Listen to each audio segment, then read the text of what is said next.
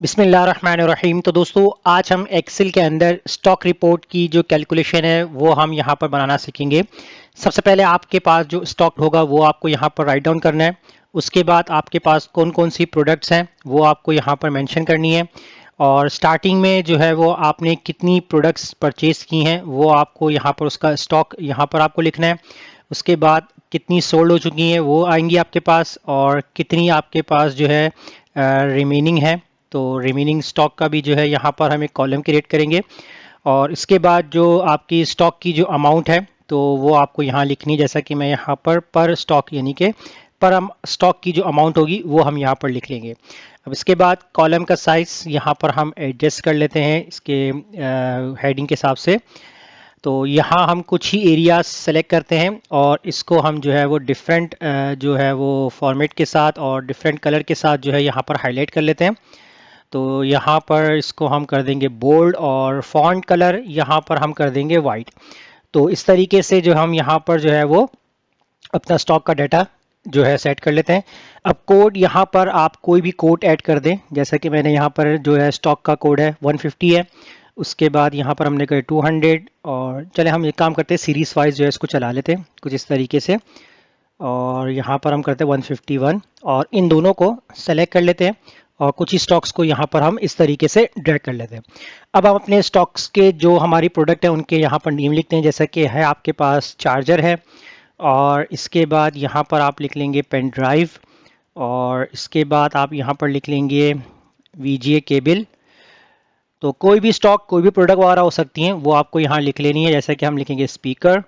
और इसके बाद यहाँ पर हम टाइप करेंगे स्कैनर, रैम। तो मैं कंप्यूटर एसेसरीज के लिए जो है यहाँ पर वर्किंग कर रहा हूँ। और उसके बाद यहाँ पर आप लिखेंगे प्रोसेसर, और एक प्रोडक्ट दो प्रोडक्ट और ऐड कर लेते हैं इसके अंदर। तो एक हमारे पास आ जाएगी यहाँ पर CD-ROM, और यहाँ लास्ट वन हम ऐड कर लेंगे प्रिंटर।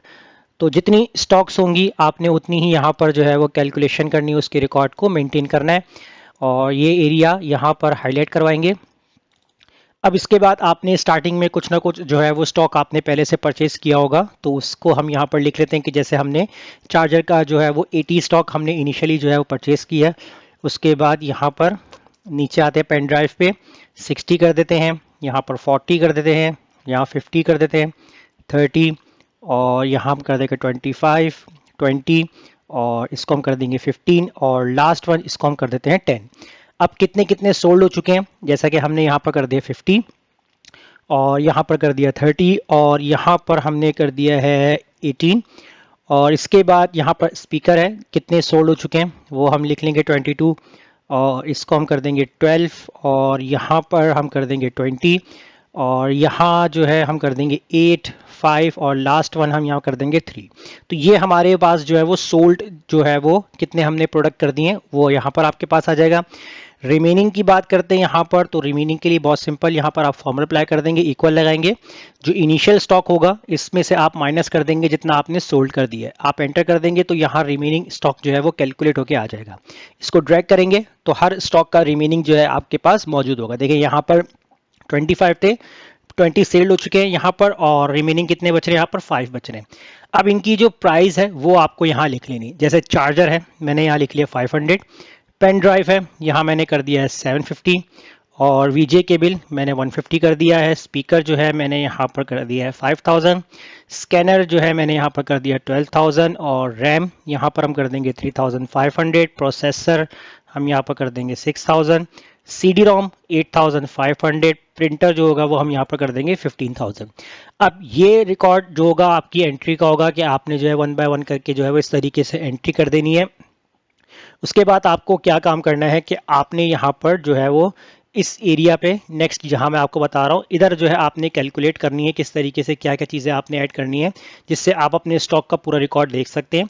तो यहाँ पर हम लिख लेते हैं स्टार्टिंग स्टॉक, यानी कि आपके पास जो है वो total all over starting stock कितना है उसकी कैलकुलेशन यहाँ कर लेंगे। थोड़ा सा मैं कॉलम का साइज एडजस्ट कर लेता हूँ यहाँ पर। उसके बाद फिर यहाँ पर आपने टोटल जो है वो कितना सोल्ड कर दी, ये पूरी आपकी वीकली बन सकती है और मंथली भी बन सकती है रिपोर्ट। उसके बाद आपके पास टोटल जो रिमेनिंग है वो कितना आपके पास बच रहा है रिमेनिंग स्टॉक, उसके बाद एंटर कर देंगे। और यहाँ पर इनको सेलेक्ट करके हम करेंगे बॉर्डर, और इसको भी अगर आपको हाईलाइट करना है आप हाईलाइट कर सकते हैं। तो अब यहाँ पर आपको जो है वो फॉर्मूला अप्लाई करना है कि आपको सबसे पहले देखना है कि आपका जो स्टार्टिंग इनिशियल जो आपका स्टॉक था वो कितना आ रहा है। तो उसके लिए आपको यहाँ पर क्या काम करना है, सबसे पहले हम यहाँ पर सम प्रोडक्ट का फॉर्मूला अप्लाई करेंगे। सम प्रोडक्ट फॉर्मूले के अंदर पहला काम आपको क्या करना है, यहाँ पर एरे 1 सेलेक्ट करना है। तो एरे 1 के अंदर जो है आपने अपना स्टार्टिंग स्टॉक जो है इसको आपने सेलेक्ट कर लेना है। उसके बाद आपको यहाँ पर कॉमा लगाना है। एरे 2 के अंदर आपको जो उनकी अमाउंट है वो आपको यहाँ पर इस तरह अपने पूरे कॉलम को सिलेक्ट करना है, और उसके बाद आपने ब्रैकेट क्लोज करके एंटर कर देना है। तो ये आपकी जो है वो स्टॉक की जो पूरी अमाउंट है तो वो आपको यहाँ पर कैलकुलेट करके इसने बता दी है। इसी तरह अगर आप यहाँ पर सोल्ड रिकॉर्ड अगर आप देखना चाहते हैं तो सोल्ड रिकॉर्ड के लिए भी आपको यहाँ पर सेम फार्मूला अप्लाई करना है।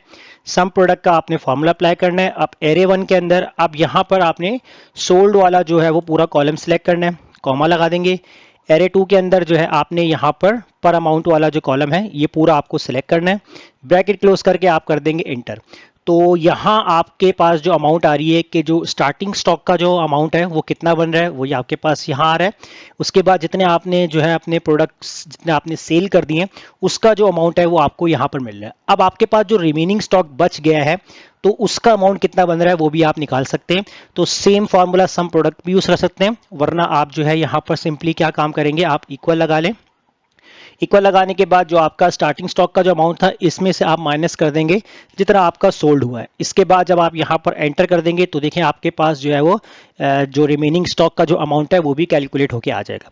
अगर यहाँ पर अगर आपको जो है सम प्रोडक्ट का फॉर्मूला यूज करना है तो वो भी मैं आपको बता देता हूँ कि मैं नीचे वाले सेल के ऊपर बताया था अप्लाई करके इक्वल लगाएंगे। सम प्रोडक्ट का फॉर्मूला आपको जो है यहाँ पर यूज करना है। तो यहाँ आपने क्या काम करना है, एरे 1 के अंदर जो आपका रिमेनिंग वाला स्टॉक है इस वाले पूरे कॉलम को सिलेक्ट करेंगे, कॉमा, और उसके बाद एरे 2 के अंदर जो है आपने यहाँ पर अमाउंट वाला जो है वो पूरा कॉलम आपको सेलेक्ट करना है। उसके बाद आपको यहाँ पर ब्रैकेट क्लोज करना है, और ब्रैकेट क्लोज करके आप कर देंगे यहाँ पर एंटर। तो देखिए दोनों यहाँ पर जो है वो आपके पास आंसर सेम आ रहे हैं। जब आप स्टार्टिंग स्टॉक निकाल चुके हैं, सोल्ड स्टॉक निकाल चुके हैं, तो रिमेनिंग स्टॉक सिंपल आप यहाँ पर माइनस करके भी निकाल सकते हैं, अदरवाइज यहाँ पर जो है आप सम प्रोडक्ट का फॉर्मूला यूज करके भी निकाल सकते हैं। इस तरह आप अपनी जो है वो एक पूरी रिपोर्ट तैयार कर सकते हैं, जैसा कि मैंने आपको आज की क्लास से बताया है कि किस तरीके से एक जो है वो स्टॉक रिपोर्टिंग जितनी आपके बैलेंस है, कितनी सेल हो चुकी है और कितना जो है रिमेनिंग स्टॉक की अमाउंट है, वो आप तमाम चीज़ें जो है वो कैलकुलेट कर सकते हैं। तो फिलहाल आप इस क्लास की प्रैक्टिस कीजिए, मुझे इजाज़त दीजिए। अल्लाह हाफिज़।